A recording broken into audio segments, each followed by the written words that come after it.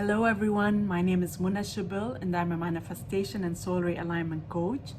My channel is geared towards helping you become the highest best possible version of yourself so that you can create and live the extraordinary life that is your birthright. In today's video, I want to talk about how detailed should you be in creating the things that you want.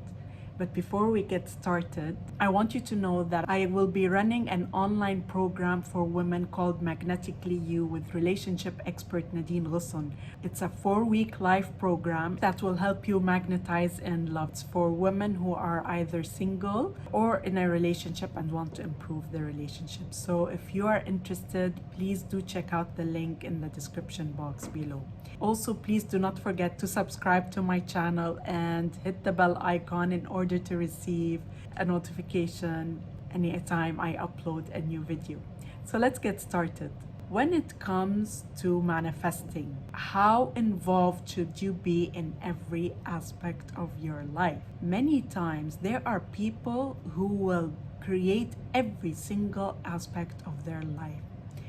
And by create, they look at every single area and they say, what would I like to improve in it? So it could be your love life, it could be your money situation, it could be your career and job, it's your physical activity, it could be your hobbies, friends, social life, all areas.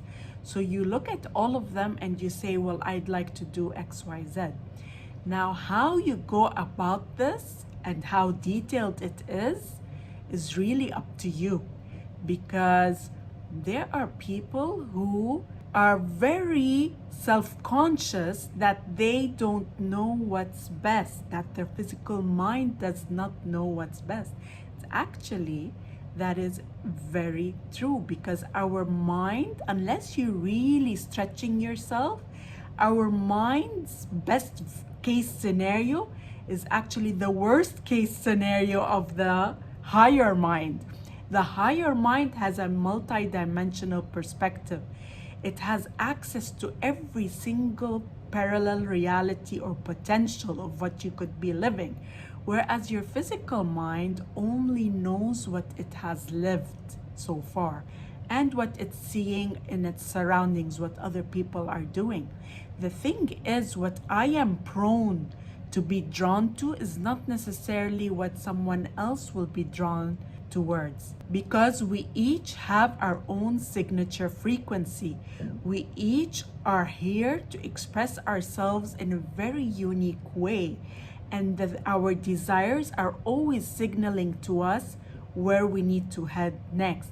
Now, of course, if you listen to your desires or the things that bring you joy, the ideas that bring you joy, if you listen to them, these are coming from your higher mind. But oftentimes, the physical mind does not accept these ideas, or it does not accept these desires because it feels they're out of reach. It also, the physical mind is prone to look at what others are doing. And what others are doing are not always the best scenario for you, because you have your own signature frequency and you came here to express yourself in your own unique way. And so by trying to be like someone else, you're really limiting yourself. You really are limiting yourself. So here, this is where it is actually super powerful to set intentions that I want to do X, Y, Z in general. For example, I know for sure that I need to change jobs. I'm just not happy anymore. That is something that you can be very clear about. Where you want to go, you can let that come to you. You can say, I want a place where I have flexible hours. I can work from wherever I want. I travel a lot or I don't travel a lot. So you see how you can put the general ideas behind what you want. And I know people like that as well. I have clients who are like that. They say, I don't know what's best for me. I will allow it to come. So there's that one route. On the flip side, there's the other route where you're very sure that you want to experience something in particular. For example, my cousin manifested working at her dream job. And when she got it, like, people notice where that's always where you wanted to work. Sometimes you are very clear on what you want. You might not say this company specific, but something along the lines of this. So it's a multinational, for example. You might say, I want to work with a multinational company that's in this field, for example. Or you might be super specific, like my cousin was. You might say, I want to work at Google. You're sure that this is what you want. That's also perfectly okay. There is no right or wrong. The only thing I would say is sometimes what you think is the best case scenario may not be the best case scenario. So you can always say, I want this or better, this or better. And again, I don't want to limit you with this. You always have the option to manifest exactly what you want. If there's some reason you're called to do that, then do it. I will never tell you don't be specific in what you want to manifest. It's just about going with the flow and being open. And you realize that when you are in that space, sometimes you become open to that or anything similar. It's not just that. So long as you're not limiting yourself in the process. So you're not spending 3 years miserable in a job that you don't like because you just want to work at Google. And here I went into the whole work space as an example, but this could also apply to relationships.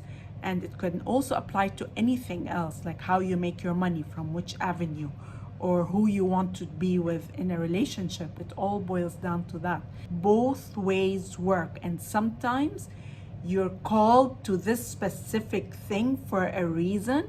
Maybe it's a stepping stone for you, or maybe it's something that will teach you about what you truly want. Maybe it's you're getting clearer. It doesn't matter. What matters is that you are going with what your heart is calling out to.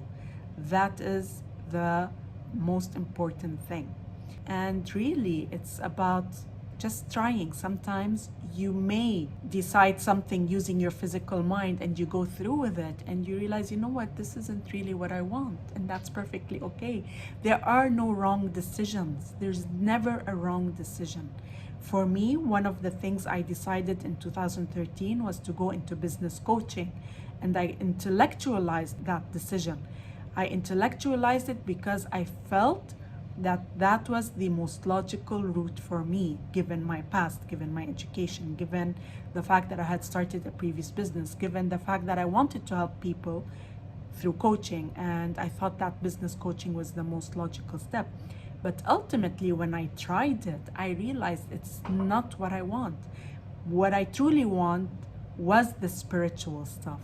And I went for it, and I don't regret it, not one bit, because in the process, I learned even so much more about manifesting than I would have had I started right away with manifesting. So I actually got a lot more learning ground in the process, which is something that is completely an asset for me as a manifestation coach, because I have been living the stuff that I'm teaching.